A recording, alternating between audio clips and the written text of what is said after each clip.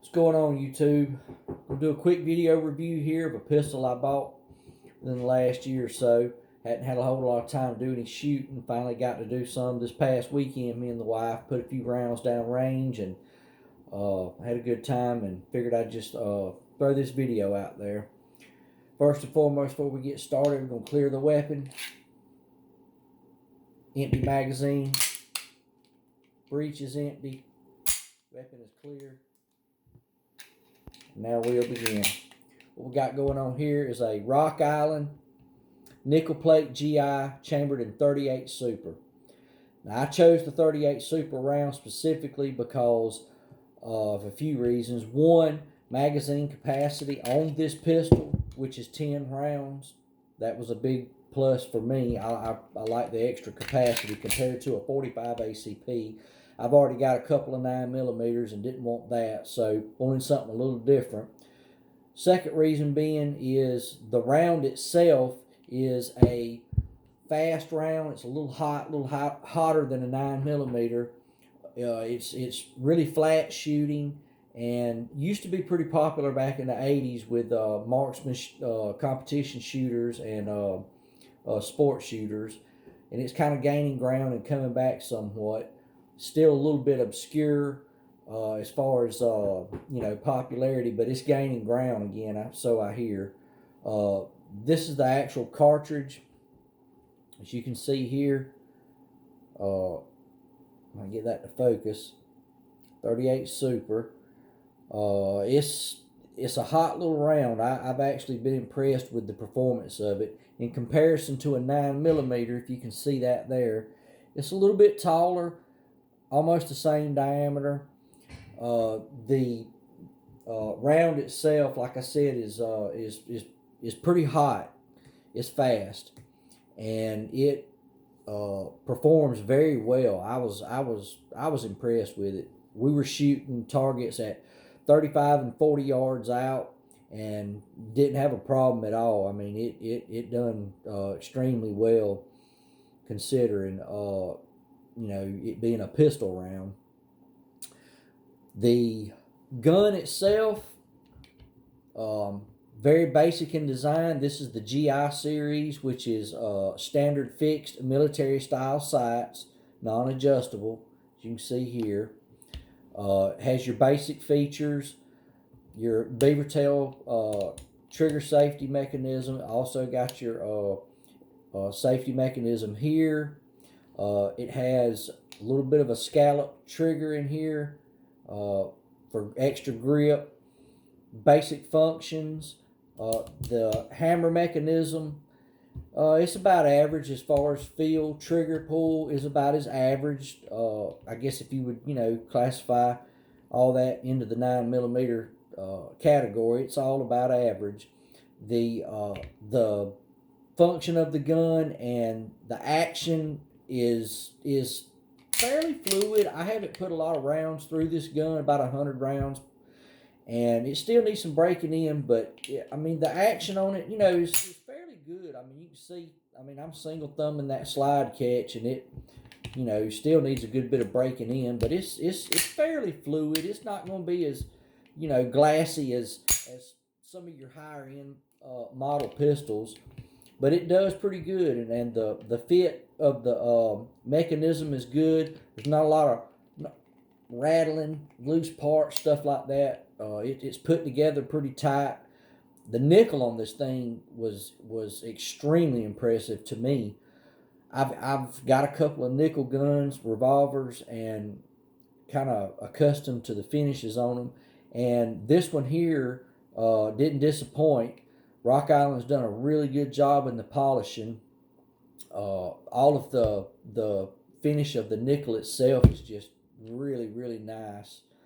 A lot of people will say that these guns really aren't for toting, really aren't for shooting so much, as much to look at, and just a jewelry piece to put in the safe. But I disagree. I've been carrying this gun for about a year, and I have really enjoyed it. We'll continue to carry this gun because I just like the way it feels. When I carry it, I use a Yaki style holster. Nothing fancy, just a leather Yaki holster. Nothing extremely expensive. I like this particular holster because, one, it contours to your waistline really good, and it's slim, it's lightweight, doesn't get hung up on, things when you're getting in and out of your vehicles, and it's just really nice as far as the comfort of it. Like I said, it's really lightweight and durable. It's leather. There's several different makes, brands, models of Yaki holsters, but this is just the one I picked up, and it works good with this 1911 frame. So as far as the actual performance of this gun, what can I say? It performed really well. I was impressed with it. The wife was impressed with it. We both shot several rounds through this thing. She was really impressed with it because she actually carries a Browning Black Label 1911 chambered in 380. And I know, kind of comparing apples and oranges with the two rounds and the two guns, but she just really enjoyed the way that this gun shot and the balance of it, and the recoil of it. She was impressed with because it didn't have a lot of kickback. I contribute that to two things: one, the weight of the pistol, because this thing is a bit heavy, and two, the particular round, the 38 Super. It's comparable as far as recoil to a 9mm. I would say in some instances, maybe not quite as much. It's hard to say. I've shot some 9mm in different brands and makes, and but it's comparable. So, like I said, the performance of the gun was very impressive, very accurate. These fixed sights work great, great. I was actually blown away at how well these sights do work, even at yardage. I mean, up, close, what you would consider to be close quarter combat. Naturally, it's more of a point and shoot type situation a lot of times. But now at yardage, 35 and 40 yards out, these sights actually work.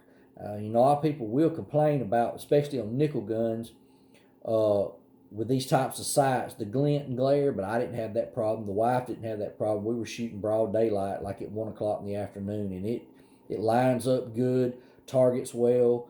I mean, it just does everything that you need it to do. This particular model gun, like I said, is a bit heavy. Wouldn't be for everybody to carry, especially females. My wife says she wouldn't know about carrying it. She loves to shoot it, but she don't think she would carry it because it is heavy. Now, for a guy, a bigger person maybe, probably wouldn't be that big a deal.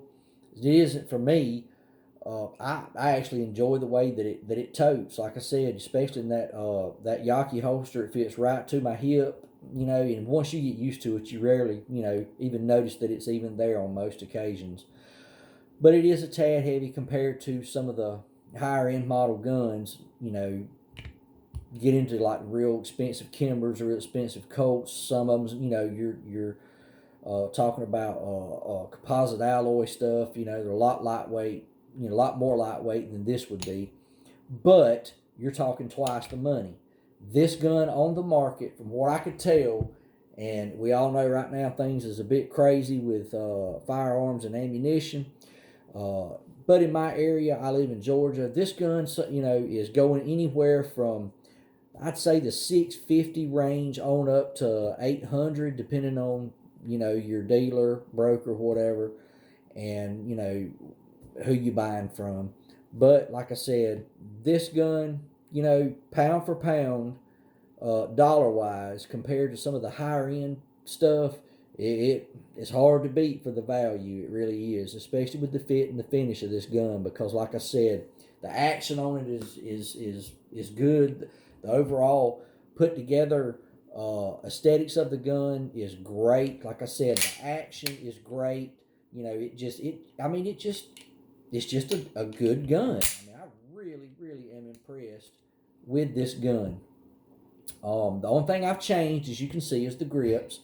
I did put a set of grips on it because it came with, just wood grips, which look fine, but I just really like this this pearl grip with the laser etching on it. I just thought it looked good up against that nickel, and it just kind of sets the gun off for me. I wanted something a little more flashy, and just something that looked good, pleasing to the eye.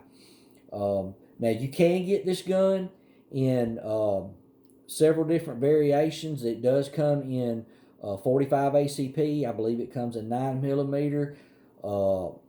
Probably a couple other calibers. I'm not really exactly sure. And also, this gun comes in a parkerized black finish, which would save you a good chunk of change if you were really looking to get a good 1911 on a budget. There's nothing wrong with that parkerized finish. I just particularly didn't want the parkerized. I was really wanting the nickel. So I was willing to pay the extra few bucks for the nickel finish. But like I said, it's a very well put together gun. If you're looking to purchase a 1911 that's not going to break the bank, and you're wanting a nickel pistol, or even the parkerized, but if you're particularly looking for a nickel plate 1911, Rock Island is definitely something you need to look at and consider, because for the money, I personally feel like it's very, very hard to beat. Rock Island's been around for a while now. I've got several friends of mine that own Rock Island guns, and none of them's ever had a problem with it. I've never really heard of any bad reviews, so to speak, about the finish or like defects on these guns. They build a quality firearm for the money. They really do. Especially for those looking to buy on a budget, because they are a lower price point weapon compared to, like I said, Kimber, Colt, Sig Sauer. All these really high-end model guns, stuff like that. You can really get up there in the price range of stuff like that. But like I said, this gun is basic military style, fixed sights, basic features, just meat and taters when it comes to a pistol. So I hope this helps. If you're looking to purchase a good quality 1911 on a budget, Rock Island is the way to go. Y'all have a good day.